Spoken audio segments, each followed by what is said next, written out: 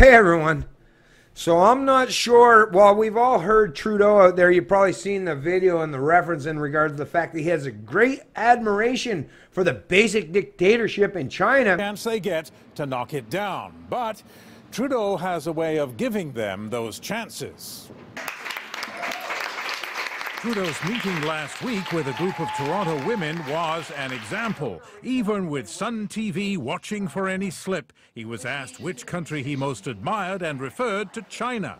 There's a level of admiration I actually have for China because their basic dictatorship is allowing them to actually turn their economy around on a dime and say we need to go green as fast as we need to start investing in solar. I mean, there is a flexibility that I know Stephen Harper must dream about, of having a dictatorship that he could do everything he wanted, that I find quite interesting. Trudeau's rivals pounced on that, saying it proves he admires dictatorship. His answer demonstrates again a long-standing position of our party that he is in over his head. I found it a bit silly for Justin Trudeau to say that what he admired the most was a dictatorship, frankly. I've always been rather fond of democracies. And it wasn't just politicians who condemned Trudeau's comments. A Canadian politician said, oh, I look for China. I'm admire of the basic dictatorship in China. That is not only shocking, that is a shame. All of that put Trudeau where no politician wants to be, trying to explain himself. The point I made was that despite all of our freedoms and our extraordinary system of government and democracy, we are up against countries that play by different rules that we would never accept, but that find themselves able to address big issues quickly and completely. And this article, as if you didn't need further evidence of not just his admission of that fact or all the policies he's been implemented, but this newest initiative that he's seemingly fond of and willing to go along with very much alludes to that fact. Headline: Lilly Uncensored. Big Brother Liberal government wants your private banking info. It's by Brian Lilly, October 29th, 2018. It sounds like a conspiracy theory, something Justin Trudeau's most unhinged critics would dream up, and yet it is true. Not only is it true, but on Monday, Trudeau gave a full defense of an idea most would consider crazy. Statistics Canada is about to require Canada's 9 biggest banks and credit unions to turn over highly personal data about their customers and not tell the customer.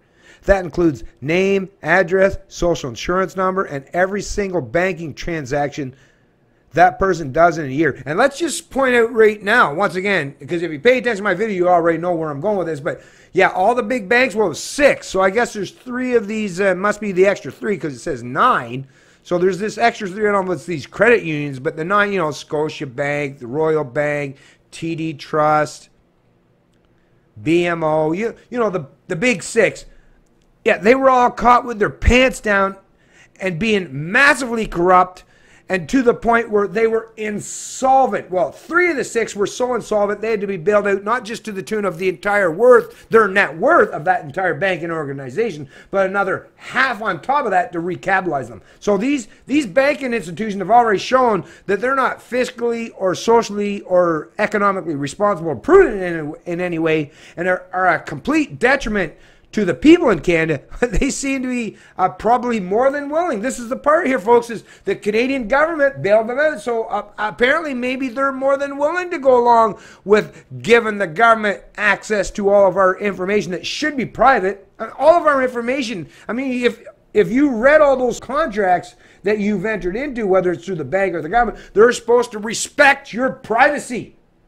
You're the customer. You're supposed to have ultimate say over your information or your data. It's yours.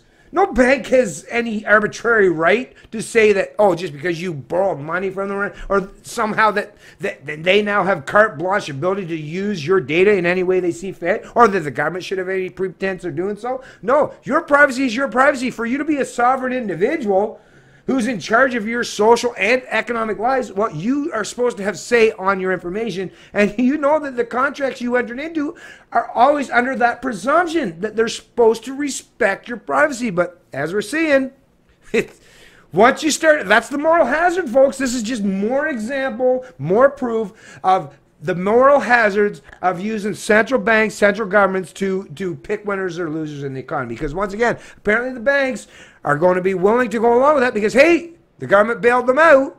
Although, did the government bail them out? Oh, that's right too.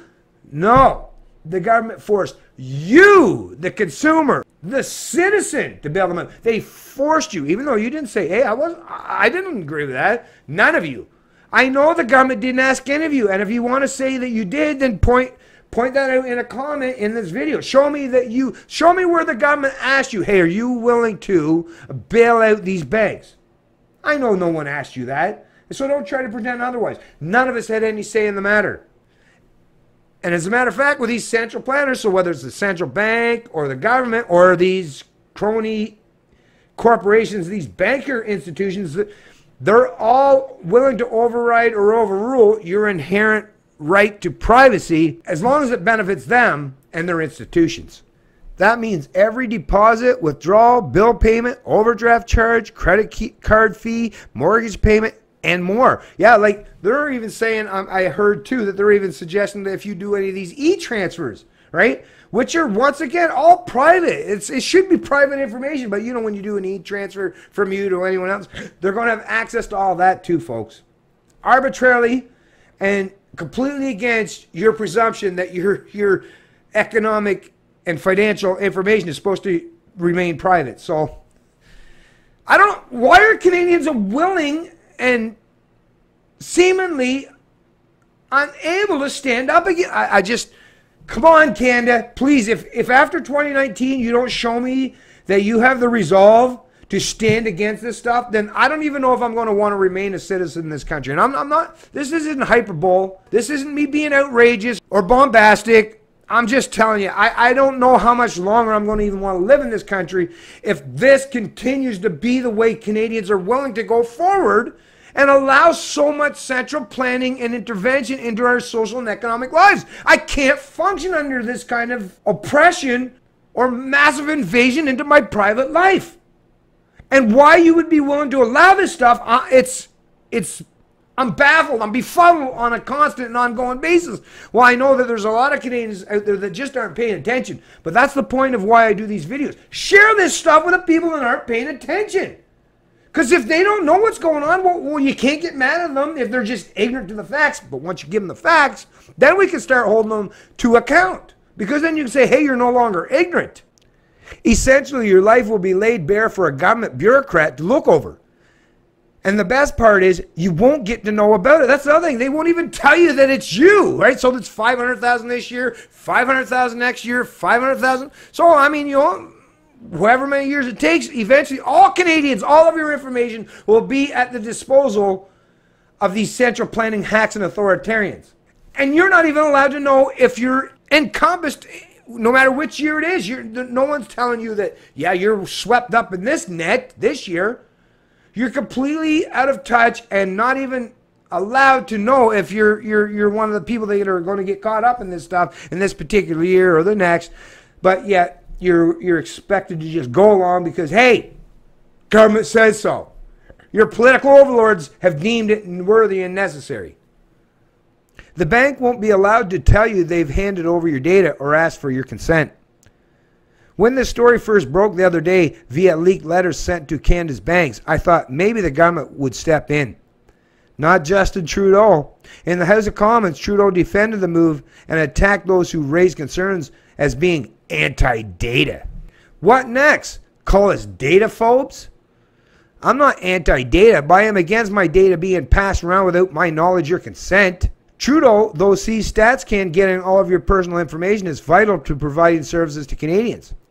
High quality and timely data are critical to ensuring that government programs remain relevant and effective for Canadians, Trudeau told the House. Yeah, what about us Canadians that don't really give a shit about your big government initiatives or programs, who don't even want to play any role or have any part in this collective endeavor? I guess we don't matter. Our individual rights, our freedoms, hey, must be sacrificed at the altar of the collective, right? Like I say, these political parties in Canada are showing time and time again that you as an individual, you mean nothing. You're a sacrificial lamb, a sacrificial animal, a sacrificial being for their particular concept of the greater good. Translation: if we know more about you, like everything you do, the government can better plan your life. Yeah, I don't need you to plan my life, Trudeau. As a matter of fact, share, sing, any one of you dipshits that want to run for federal or provincial or local power, yeah, I don't need you to run my social or economic life. I can do that myself. I'm an adult. No authoritarians, no central planners, no control freaks needed. Anyways, I'll post a link to this article in the description of the video below. But once again, we're seeing, folks, Trudeau's admiration for that basic dictatorship in China, well, it's shining through time and time again. He's all about using central planning and big government as a means to an end. And as far as your individual rights or freedoms, don't worry. We know better than you. Sit down, shut up, and do what I tell you to do. That's his mentality. That's a representation of his psychology. It's Canadian Libertarian, and I love liberty.